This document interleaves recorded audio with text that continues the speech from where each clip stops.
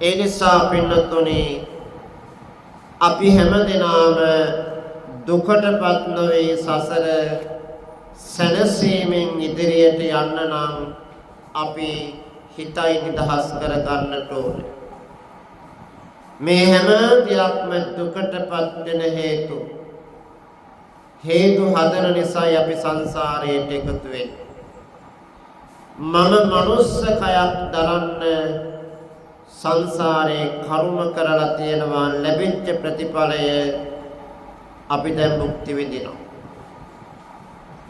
ඒ නිසා මේ කය වයසට යනවා, මේ කය ජරාවටපත් වෙනවා, අවසානයේ මරණ ධර්මතාවයට ලක් වෙනවා. නොදුන්නු වස්තුවක් තියනවාද?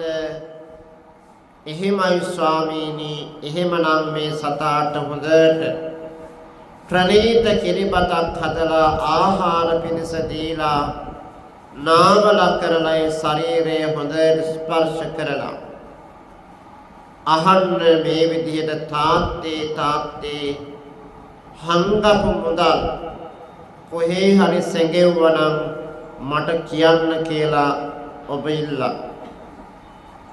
එතකොට මේ සත්වයා ගිහිල්ලා ඒ මුදල් තැන්පත් කරපු තැන් පෙන්නයි. අර වගේම හොඳ ප්‍රණීත කිරිබතක් හදලා තාත්තේ සංගවපු තැන්වල මුදල් තියෙනවාද, මට නොදුන්න මුදලක් තියෙනවාද කියලා අහනකොට ඒ සංගවපු තැන්වලට ගිහිල්ලා හාරලා පොළොව පෙන්නනවා මේ තැන්. බැලුවාම මුදල් කහවණු. දැන් මේ කවුද පින්නතුණිය ඔප්පුනේ? මේ බලු පැටියෙක් වෙලා ඉන්නේ වෙන කවුරුවත් නෙමෙයි, මගේ තාත්තා. සුභ මානවකයා එතනින් එහාට මිත්‍යා දෘෂ්ටික භාවයෙන් මිදලා සම්‍යක් දෘෂ්ටික වුණා. මේ කතාව අහන ගොඩාක් අය තර්ක ශාස්ත්‍රයට අනුව තර්ක කරනවා. එහෙම වෙන්න පුළුවන්. එහෙම වුණා කියමු. තැන්පත් කරපු ධනෙ තියෙන තැන් කොහොමද දන්නේ?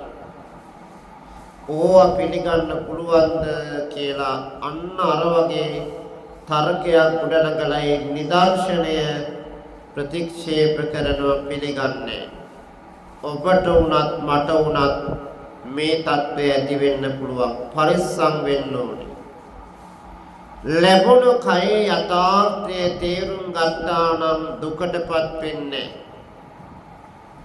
පොදුවේ හිතන්න වයසට යන එක අපි හැමෝටම උරුම දෙයක්.